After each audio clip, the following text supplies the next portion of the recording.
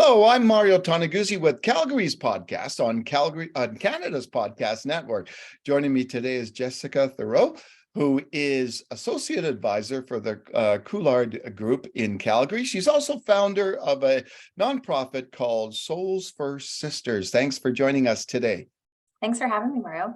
Well, let me just start by asking you, as associate advisor for the Couillard Group, what you do there and what the group does. Thanks. So we are a boutique family-run advisory firm that's been operating out of Calgary for over 25 years now. And I'm partnered in this business with my father, Hal Couillard. And he's been in this business for over 45 years in the industry.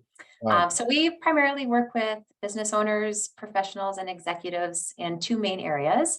The first area would be employee and benefit advisory. So working with businesses to design and implement an employee benefit plan for their team. And the second area would be more around business succession and personal estate planning. And so at a high level, this is really kind of helping people to define how they want to be remembered and helping to preserve their life's work through tools like life insurance. So was it just a natural for you to fall into this business, into this career? Interestingly, it wasn't. When I was younger and growing up with my father in the business, it actually wasn't something that really occurred to me to kind of jump in and join. I started my career in the commercial real estate business, which was, a fantastic place to be. And I learned a lot and really enjoyed my time. But I was really looking for kind of that passion connection in what I was doing. And so I decided to come and take a look at this business with my father, and really quickly discovered that it was kind of what I was supposed to be doing. Him and I really have a shared core value of being of service to people. And so we kind of resonated in a partnership really quickly. I want to talk to you about a couple of trends out there and your thoughts on this. The first one is that you talk about benefits, right? And how important, obviously benefits in the workplace have always been important, but how more important are they today for people and especially for companies to have this in place? Yeah, it's a really interesting question and such a prominent topic right now in the industry and when we're talking with business owners. And I think historically a benefit plan was just something that a business owner just maybe had to have at a really basic level because that's just what you did. Yeah. But more and more, we're seeing benefit plans morph into a way to really support your employees' overall well-being and their families' well-being. And throughout COVID and even a little bit before, and certainly now, this whole concept of overall wellness and mental health is such a big topic, and it's so important. And business owners have a really unique ability to support people in a way that they couldn't be without that plan. So I think it's a really neat opportunity for business owners to look at all the different ways that they can support their team to have a really happy, healthy workplace at the end of the day. Yeah. And how important is it for those businesses in attracting people to their companies and B, retaining them there? Yeah. Well, I mean, in Calgary right now, despite what's kind of going on in the world, it's a pretty competitive marketplace for employers to, retain and keep employees. And so what we're seeing is that, especially in younger demographics, they're really looking for an employer that, might be progressive in thinking with their plan, offer a lot of flexibility, and again, be focused on that wellness component, that kind of proactive approach rather than a reactive approach. And so I think it's really important for business owners to pay attention to that.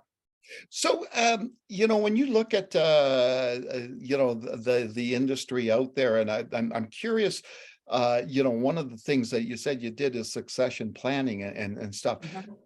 I don't know if you saw recently, the Canadian Federation of Independent Business had a report out saying 75%, 76%, I think, of small business owners in Canada were thinking of exiting their businesses within the next decade, right? Yeah.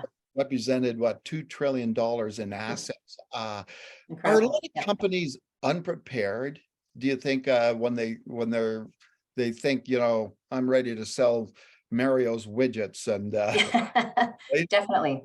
I think a lot of businesses are unprepared. And I think it really comes back to, I kind of mentioned in the beginning, kind of trying to preserve your life's work. And so many business owners have dedicated their entire life to building this business.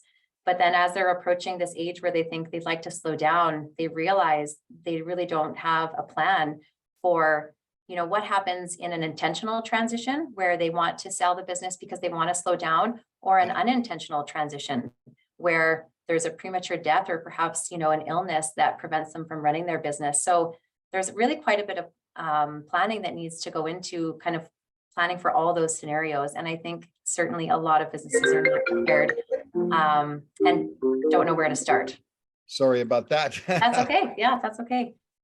Yeah, it's difficult to know where to start sometimes. Yeah, and do you think there's a lot more businesses today that are looking at exiting because of the pandemic? Yeah, interesting question. I'm sure that there, have been businesses, in our clientele, we haven't necessarily seen businesses that are, owners that are ready to leave because of pandemic related things, but I'm sure that that's out there, just various challenges that have hit them that they're just, not willing to kind of pivot from. I'm sure that that has happened for sure. Yeah. Okay, then. Now let's talk a little bit about your other, not business, but your other passion, I guess, is Yeah. founder of Souls for Sisters. Tell me what that organization is and what it does. Sure.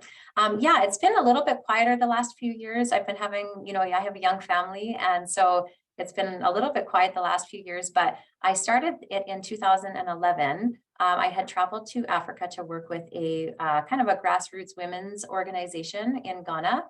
And I was really inspired in my trip to see that there are probably so many of these really small organizations around the world that are doing incredible work, but aren't necessarily things that we might hear about here in Canada. And so I was kind of inspired to create Souls for Sisters to be able to help raise awareness and some fundraising for some of these really small organizations.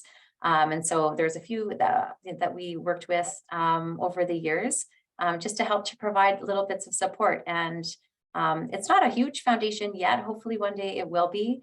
But I always kind of took the approach that even if we, helped just one woman or, impacted one family's life, then it is well worth it. Okay, then. Now, speaking of women, I'm just curious about yourself in the industry that you're in. What was that like? Like, we know when we talk about benefits and all that stuff, if it's from an HR perspective, it's very heavily female oriented, that career, right? And but the insurance part of it and all that, that seems to be the opposite, right? Yeah, for sure. Yeah, definitely historically has been predominantly a male driven business in the advisory side for sure. It's changing like all industries. My experience in this industry, although male dominated, has been really positive. I have a lot of incredible mentors aside from my father in this industry that are men that, are very encouraging of, young women getting into this business. So I for sure think there's a great place. We have our own set of challenges, especially if we have young families and things like that. But, we adapt. And I think that there's definitely a lot of opportunity for women in this industry. Okay. What's for the company itself? What's the future look like? Yeah, right now, I think for me, kind of coming into an established practice with my father, I'm really looking at how can we, stay current and pivot with the changing landscape in Calgary. There's so much exciting stuff happening in our city, as you know, so many great industries and businesses. And so it's really about kind of trying to stay current in that landscape and work with the changing demographics and just really be here to support those businesses. And what are you seeing in terms of the different industries out there that you deal with? Are you seeing I don't know, in terms of the mood about the economy and the future of Calgary and Alberta, what's your sense there?